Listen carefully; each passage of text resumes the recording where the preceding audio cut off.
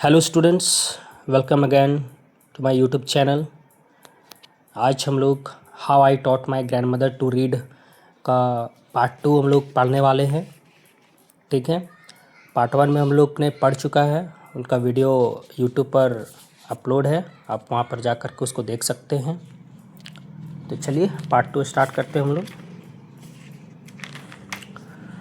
तो बच्चों, पहले पार्ट में हम लोग पढ़ चुके थे कि कन्नड़ लैंग्वेज में काशी यात्रा नाम का एक वीकली मैगज़ीन आता था, जिसमें सुधा मूर्ति जो इस चैप्टर की जो ऑथर है, राइटर है, वह उस काशी यात्रा स्टोरी को पढ़ कर के अपने दादी को सुनाती थी।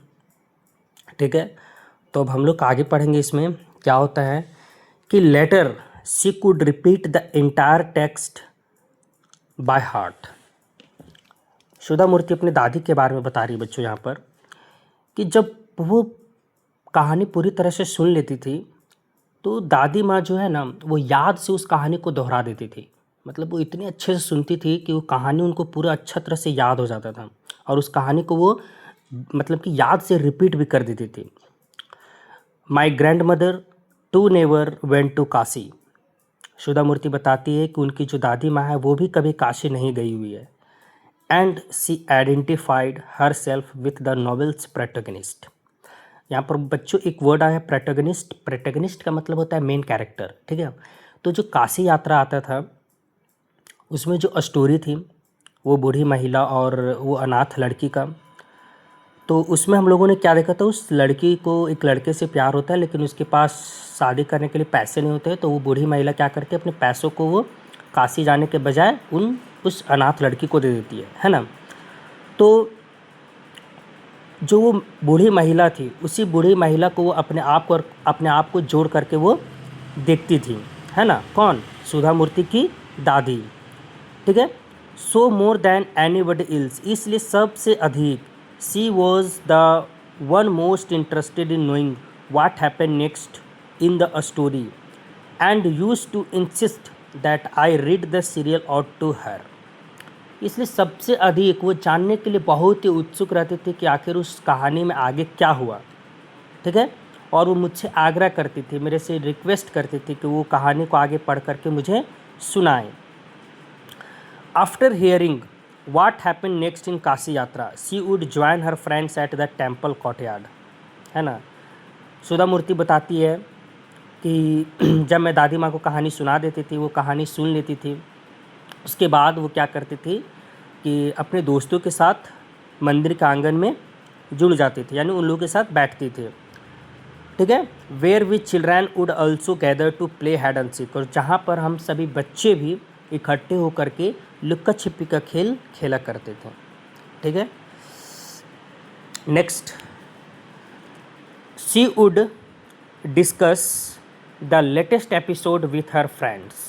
वो वहाँ पर अपने दोस्तों के साथ बैठ कर क्या करते थे बच्चों, तो वो जो काशी यात्रा की लेटेस्ट एपिसोड रहता था, जो नया भाग रहता था, उसके बारे में वो अपने दोस्तों के साथ चर्चा करते थे, उस पर बात करती थी। At that time I never understood why there was so much of debate about the story.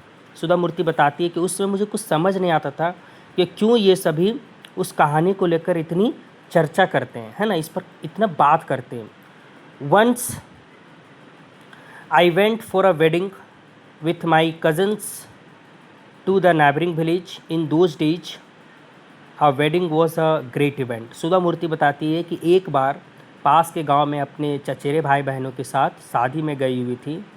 उन दिनों a wedding was a great event, शादी का जो समारोह होता था एक बहुत ही बड़ा इवेंट माना जाता था। We children enjoyed ourselves, हम बच्चे काफ़ी इंजॉय करते थे वहाँ पे, है ना। We would eat and play endlessly, हम लोग केवल खाते थे और बहुत देर तक हम लोग वहाँ पर खेला करते थे।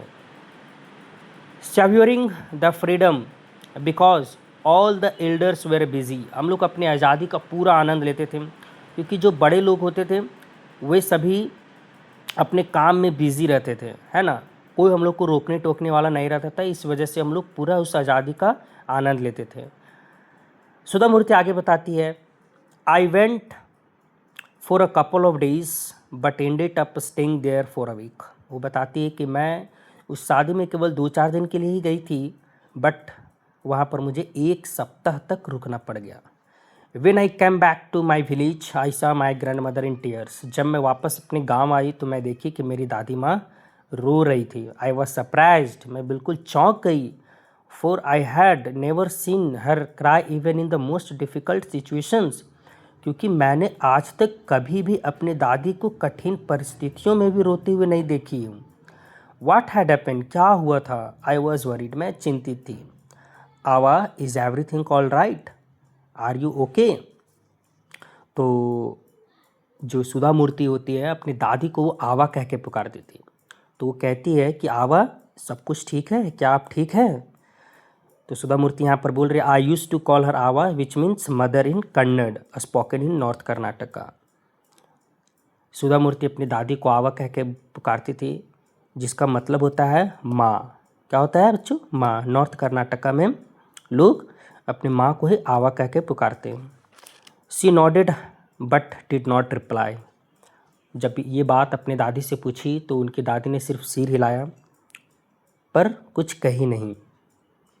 I did not understand and forget about it. मैं कुछ समझ नहीं सकी और चीज़ों को भूल गई। In the night after dinner, रात में भोजन करने के बाद, we were sleeping in the open terrace. हम लोग अपने घर के खुले छत में सोए हुए थे। It was a summer night and there was a full moon. गर्मियों की रात था, है ना, और आसमान में जो चाँद था वो पूरा चाँद दिखाई दे रहा था। Avva came and sat next to me. Avva मेरे पास आई और बगल में बैठ गई।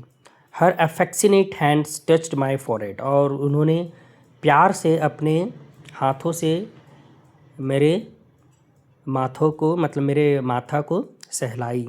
आई realised she wanted to speak. मुझे महसूस हुआ, मुझे लगा कि वो कुछ कहना चाहती है। I asked her what is the matter. मैंने पूछा कि क्या बात है दादी। ठीक है बच्चों, तो दादी क्या कहती है कि when I was a young girl I lost my mother. जब मैं बहुत ही कम उम्र की लड़की थी, मेरी दादी माँ, यानी कि मेरी माँ मुझे छोड़कर चले गए थे। मतलब वो कह रही है कि जब मैं काफ़ी छोटी थी उसी समय मेरी माँ की मृत्यु हो चुकी थी, वो चल बसी थी। There was nobody to look after and guide me. उसके बाद मेरा देखभाल करने के लिए, सही रास्ता दिखाने के लिए कोई भी नहीं था। My father was a busy man. मेरे पापा जो थे वो बहुत ही व्यस्त व्यक्ति थे। And got married again. और दोबारा वो शादी कर लेते हैं। In those days people never considered education essential for girls. और उन दिनों जो लोग होते थे वो लड़कियों के लिए शिक्षा को ज़रूरी नहीं समझते थे। सो इसलिए I never went to school. मैं कभी स्कूल नहीं जा सकी। I got married very young and had children. बहुत ही कम उम्र में मेरी शादी करवा दी गई, मेरे बच्चे हुए। I become very busy. मैं काफ़ी व्यस्त हो गई। लेटर, बाद में, आई हैड ग्रैंड चिल्ड्रन। मेरे पोता पोती हुए। And always felt so much happiness in cooking and feeding all of you. और तुम सबको खाना बना करके खिलाना मुझे काफ़ी खुशी देती थी, है ना, काफ़ी खुशी मिलती थी। एट टाइम्स, कभी कभी, I use to regret not going to school. मुझे अफसोस होता था कि मैं स्कूल नहीं जा सकी। So I made sure that my children and grandchildren studied well. इसलिए मैं सुनिश्चित की कि जो मेरे बच्चे हैं, मेरे पोते पोतियाँ हैं, वो एक अच्छा एजुकेशन है, मतलब अच्छे से वो पढ़ाई करें। ठीक है बच्चों, ये जो चेक योर अंडरस्टैंडिंग्स है, ये सभी चीज़ों में चैप्टर कंप्लीट होने के बाद ही बताऊंगा। ओके, तब तक आप पहले ये स्टोरी को समझें। नेक्स्ट है, आई could not understand why my 62-year-old grandmother was telling me, a 12-year-old, the story for life in the middle of the night. सुधा मूर्ति बताती है कि मैं कुछ समझ नहीं पा रही थी कि क्यों 62 साल की मेरी दादी माँ अपने जीवन की कहानी एक 12 साल की बच्ची को सुना रही है, वो भी इतने, मतलब कि मिडिल ऑफ द नाइट में, रात के बीच रात में। But I knew I loved her immensely and there had to be some reason why she was talking to me. लेकिन मुझे पता है कि मैं अपनी दादी से बहुत प्यार करती हूँ और कुछ न कुछ रीज़न हो गई तभी वो मुझसे ये सब बातें कह रही है। I looked at her face, मैं उनकी चेहरे की ओर देखी। It was unhappy and her eyes were filled with tears. वो काफ़ी उदास थी और उनकी आंखों में आंसू थे। She was a good looking lady who was usually always smiling. वह सुंदर और हमेशा मुस्कुराने वाली महिला थी। इवन टूडे, सुधा मूर्ति बताती है, आज भी I cannot forget the worried expression on her face. Sudha Murthy बोल रही है बच्चों यहाँ पर कि आज भी वो दिन मैं नहीं भूल सकी हूँ जिस दिन मेरी दादी माँ इतनी उदास थी। ठीक है। I lean forward and held her hand, मैं उनकी तरफ झुकी और उनका हाथ पकड़ ली। आवा don't cry, what's the matter, can I help you in any way. तो अपने दादी से कहती है, आवा मत रोइए, क्या बात है, क्या मैं किसी तरीके से आपकी मदद कर सकती हूँ। ये सुधा मूर्ति अपनी दादी से पूछती है। Yes I need your help. तो उसकी दादी माँ कहती है, हाँ मुझे तुम्हारी मदद की ज़रूरत है। You know when you were away Karmaveera came usual, तुम्हें पता है जब तुम मेरे से दूर थी करमवीरा हमेशा की तरह आता था। I open the magazine, magazine को ओपन करती थी।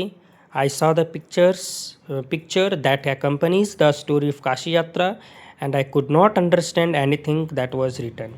मैं मैगजीन को खोलती थी, उस काशी यात्रा स्टोरी के साथ छपने वाली तस्वीरों को देखती थी and I could not understand anything that was written.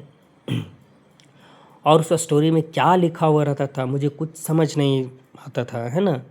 Many times I rubbed my hands over the pages wishing they could understand what was written, है ना। कई बार मैं अपने हाथों को उन पेजों पर फेरती थी इस उम्मीद से ताकि मुझे कुछ समझ आ जाए कि उसमें क्या लिखा हुआ है। बट आई न्यू, लेकिन मुझे पता था इट वॉज नॉट पॉसिबल, यह संभव नहीं है। If only I was educated enough. दादी माँ अपने आप से कहती है उस समय, काश मैं थोड़ी बहुत पढ़ी लिखी हुई होती। I waited eagerly for you to return, मैं तुम्हारे वापस आने का बहुत ही बेसब्री से इंतज़ार कर रही थी। I felt you would come early and read for more, मुझे लग रहा था तुम जल्दी आओगी और मेरे लिए ये कहानी को पढ़ करके सुनाओगी। I even thought of going to the village and asking you to read for me, मैं यहाँ तक सोच ली थी कि मैं वो गांव आऊँ और तुम्हें स्टोरी पढ़ने के लिए क्या करूँ, मतलब कि रिक्वेस्ट करूँ, ये वो दादी माँ कहती थी। तो बच्चों पार्ट 3 हम लोग नेक्स्ट वीडियो में कंप्लीट करेंगे। पार्ट 2 कंप्लीट हो गया है, पार्ट 3 में चैप्टर कंप्लीट हो जाएगा। Okay, thank you.